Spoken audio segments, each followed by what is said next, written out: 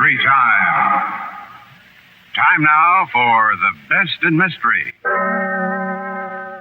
Tonight, Mystery Classic stars Sir Laurence Olivier in the picture of Dorian Gray. Every impulse that we strive to strangle broods in the mind and poisons us.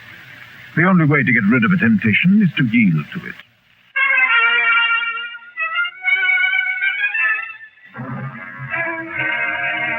Good evening. This is Don Dowd, your host for Mystery Time. Tonight, as on every Thursday night, Mystery Time brings you Mystery Classics. Great stories of crime and punishment performed by famous stars. Tonight, a real treat. Sir Laurence Olivier, regarded by many as the foremost actor in the world, brings to life Oscar Wilde's chilling classic story of a man and his portrait, The Picture of Dorian Gray. Here is a powerful drama of temptation, of evil, and of the consequences. It's sure to hold you spellbound. So now, transcribed, Oscar Wilde's The Picture of Dorian Gray, starring Sir Laurence Olivier as Lord Henry Wotton.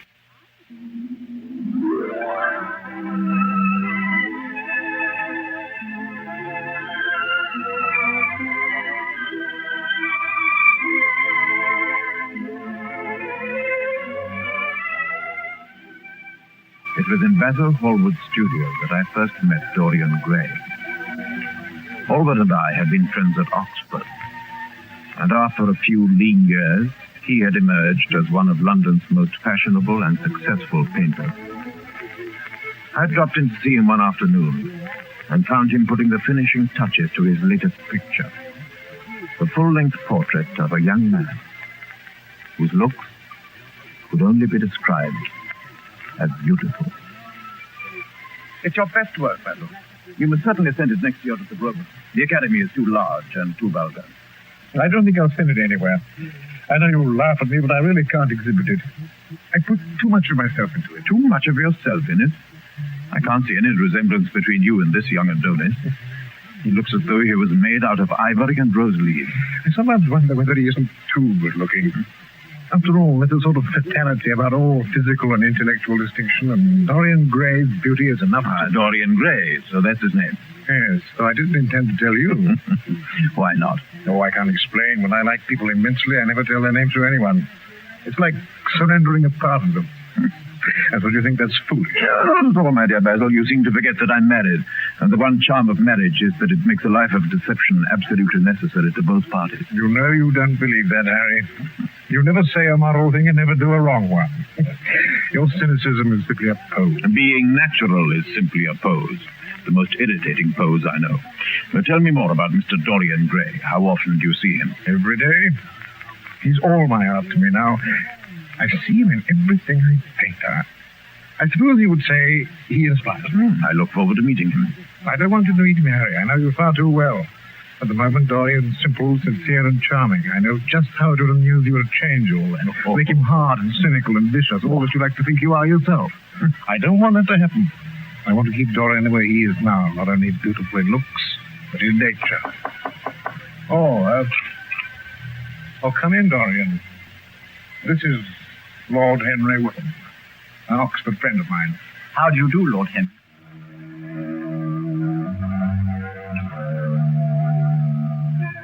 Yes, he was certainly wonderfully handsome. There was something in his face which made one like him at once.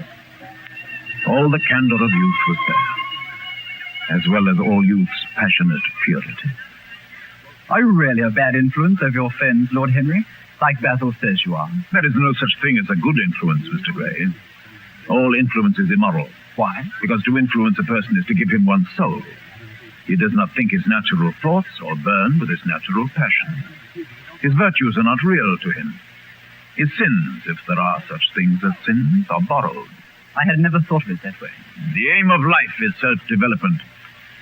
I believe that if one man were to live out his life fully and completely, the world would gain such a fresh impulse of joy we would forget all our maladies.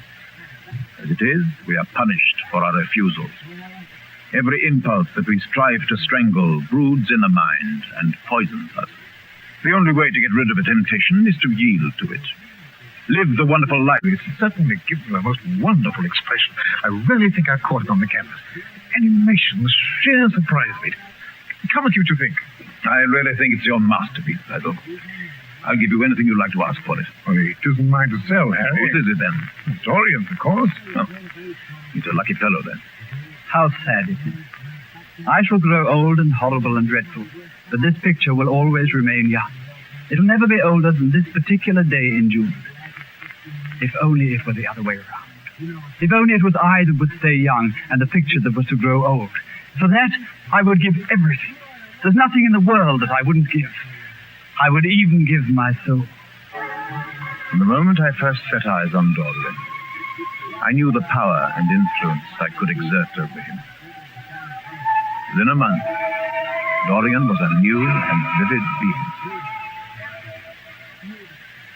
Never marry a woman like my wife, with straw-colored hair, Dorian. Why not, Harry? Because they're so sentimental. But I like sentimental.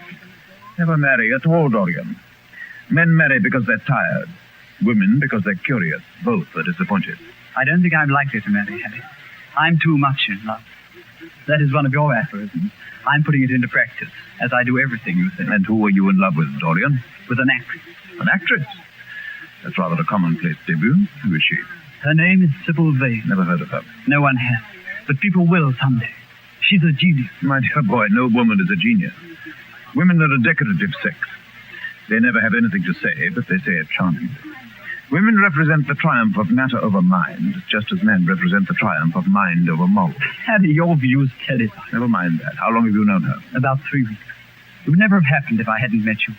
You filled me with a wild desire to know everything about life. For days after I met you, something seemed to throb in my veins. I began to wander all over London looking for new experiences. And I found her in a cheap little theatre in the East End. She was playing Juliet. I have never seen anything so exquisite. She is a wonderful actress. You've met her, I suppose. I see her every evening. Her and her mother, who plays in the same company. Their home, the theatre. Everything else is mean and ugly and squalid. But Sybil herself transmutes the world around her. She is the great passion of my life. You mean she's the first romance of your life? This is merely the beginning. Do you think my nature so shallow? My dear boy, the people who only love once in their lives are really the shallow people. What they call their loyalty and their fidelity, I call their lack of imagination. How horrid you are. I wish I had never told you about her. You couldn't help telling me, Dorian. You'll always tell me everything you do.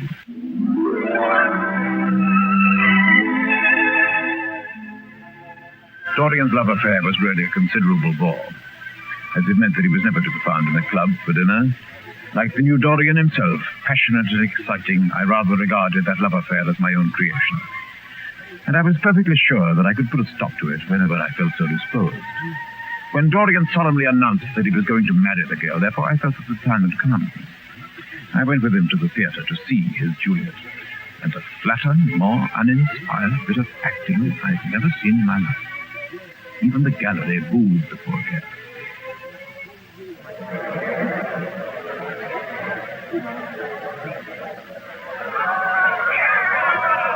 But what on earth is the matter with her? I've never seen her act so badly. She was like a different... She's very beautiful, Dorian, I grant you, but she certainly cannot act. I can't understand. Perhaps she was ill or something. Come round with me to her dressing room. Thank you, no. I prefer the club. Why don't you come too and forget all about it?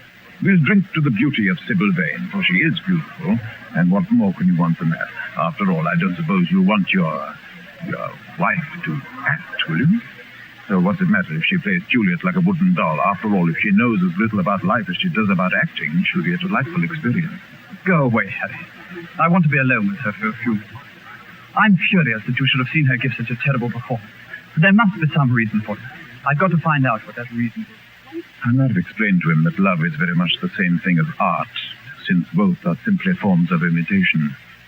As it was, his discovery of their interdependence threw him rather out of countenance.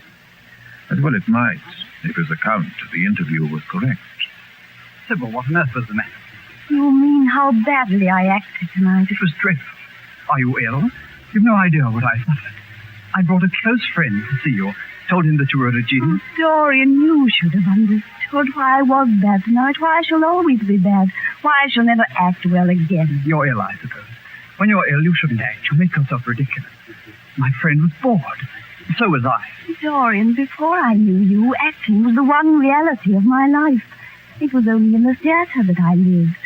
I thought that it was all true. I was Rosalind one night, Portia another. I believed in everything. The people I acted with seemed godlike. The painted scenes were my words. I don't know what you're trying to say. Dorian, you taught me what reality really is. Tonight, for the first time in my life, I saw through the hollowness, the sham, the silliness of the part I was playing. I saw that Romeo was hideous and old and painted, that the scenery was vulgar and the moonlight false. The words I had to speak were unreal, not my words, not what I wanted to say. You had brought me something higher, something which art can only try and reflect. What made me understand what love really is. Now you're more to me than all art can ever be. Take me away, Dorian. Take me away with you where we can be quite alone. I hate the stage. I cannot mimic a love that burns me like a flame. You killed my love. You used to stir my imagination. Now you don't even stir my curiosity.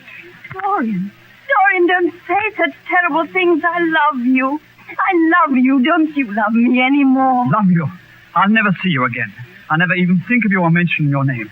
I wish I'd never laid eyes on you. You spoiled the romance of my life.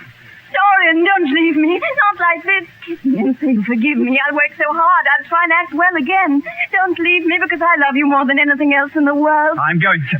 I don't wish to be unkind, but I can't ever see you again. You've disappointed me.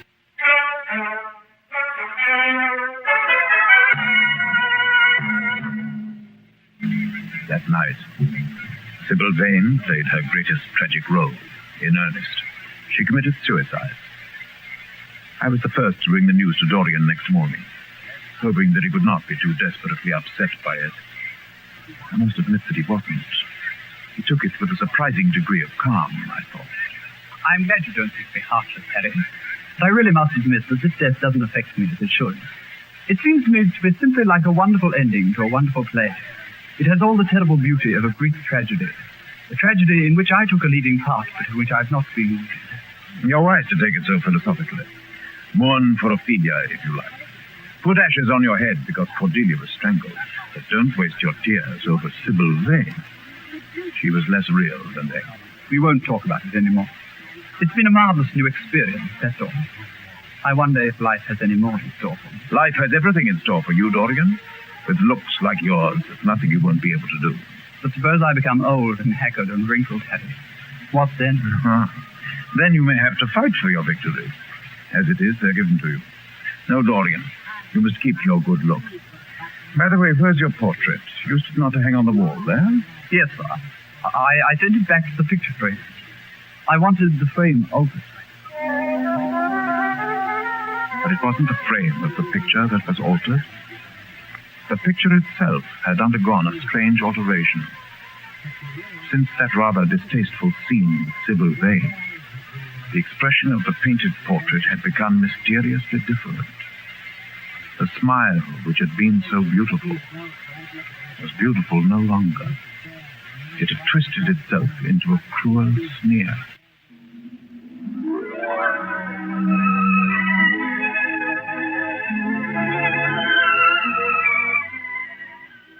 Dorian Gray's wish had been granted. The wish that he had uttered in Basil Hallward's studio. He had wished that he himself might remain young, and that the portrait might grow old. That his own beauty might be untarnished, and the face on the canvas bear the burden of his passions and his sins. That the painted image might be seared with the lines of suffering and thought, and that he might keep all the delicate bloom and the loveliness of his youth. And impossible as it seemed, the wish had been granted. But now the portrait had become more than a mere work of art. It had become an accusing conscience, which mirrored within itself all the thoughts and deeds which Dorian Gray strove to conceal from the world. And that was why the portrait must be hidden and locked away, lest in the evil of its look, the world should see him to the soul, and Dorian Gray should be betrayed. Sybil Vane's death means nothing to him. My dear Basil, it's only shallow people who require years to get rid of an emotion. A man who is master of himself can end a sorrow as easily as he can invent a pleasure. Dorian, this is horrible. Something has changed you completely. You look the same, but you're different. You talk as if you had no heart, no pity in you. It's all Harry's influence, I can see that. I owe a great deal to Harry, Basil. More than I owe to you. You only taught me to be vain. Well, I'm punished for that, Dorian. Or shall be someday. I don't know what you mean by that, Basil, or what you want. I want the Dorian Gray I painted. By the way, where is it? Have you taken it down? Yes. It began to depress me. I couldn't bear to look at it. But why not? Where is it? Let me look at it again. No, Basil. I don't want to show it to you anymore. Not show me my own work? Are you serious? Quite serious. I can't give you any reasons, and you're not to ask for any. Well, if that's the way you feel about it, really, it seems rather absurd. I'd changed my mind. I was going to exhibit it in Paris in the autumn. Exhibit it? You mean put it on show for people to gape at? I never thought you'd object to being admired. I can't explain it the way I feel. But there seems to me to be something fatal about a portrait. After a while, it begins to have a life of its own. Well, Dorian, I can see no change in you, not outwardly. In your character, yes. Not in your features. May they never change, for if you're serious, they're all that I shall ever have to remember my greatest painting by. Oh, no. The portrait of Dorian Gray was no longer a work of art that could be placed on exhibition. The portrait was becoming more revealing every day. The horizons of Dorian Gray's experience were rapidly. The beauty of Dorian Gray remained unchanged. It was only upon the face of his portrait that the harsh lines began to spread. How horrible. So that's what I have grown into already. Within a year, it is though half a lifetime of meanness and spite and evil have been gathered into that aging. Within a year, and hour by hour, and week by week, the face is growing older. If it escapes the hideousness of sin, the hideousness of age is still in store for it. The cheeks will become hollow or flaccid. Yellow crow's feet will creep round the fading eyes and make them horrible. The hair will lose its brightness. The mouth will gape or droop, be foolish or gross, as mouths of old men are. Oh, it is more than horrible. It is desperate. Suppose that someone should find it here, break into the room, and see it for themselves. Dorian Gray as he really is. Well, so far the secret has been kept.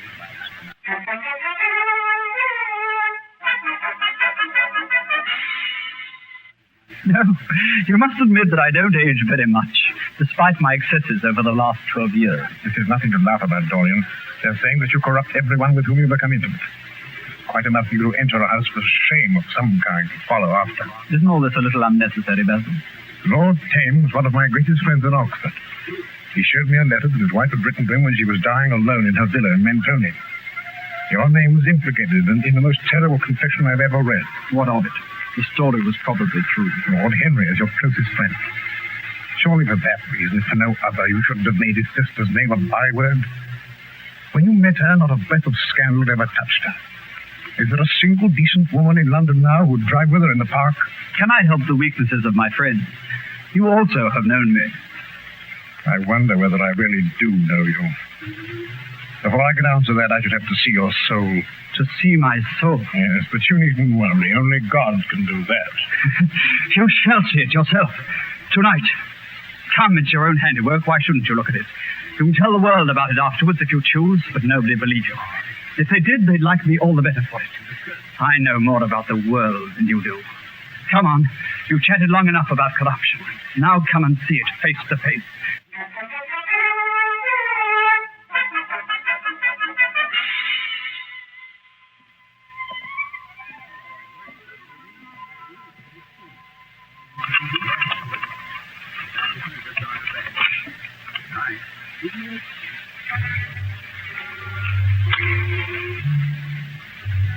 You think that it's only God who sees the soul, Basil?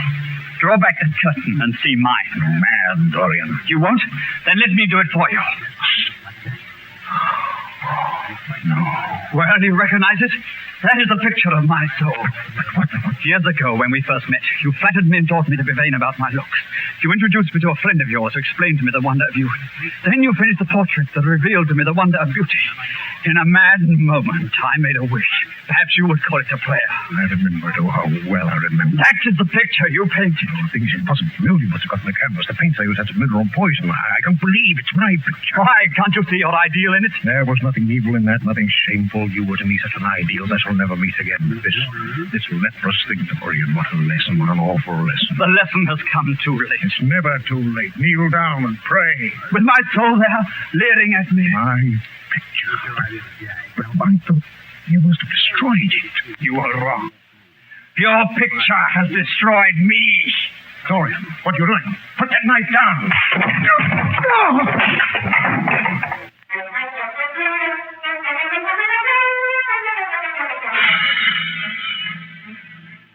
Basil Hallward was dead.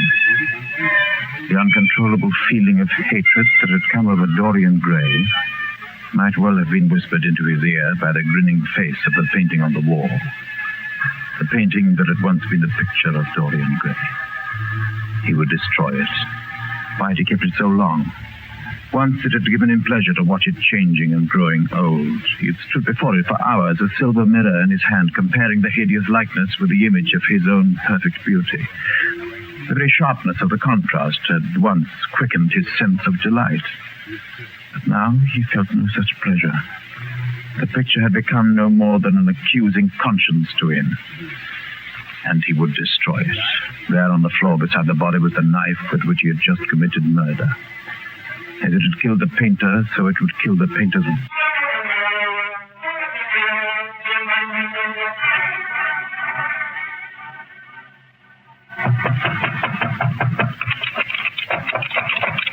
The servants hammered on the door in vain. When they entered, they found, hanging upon the wall, a splendid portrait of their master as they'd last seen him, in all the wonder of his exquisite youth and beauty. Lying on the floor were two dead men. One was the artist who had painted the portrait, Basil Hallward. The other was an old man, withered, wrinkled, and loathsome of visage, with a knife driven into his heart. It was not until I examined the rings on his claw-like fingers that I recognized who it was.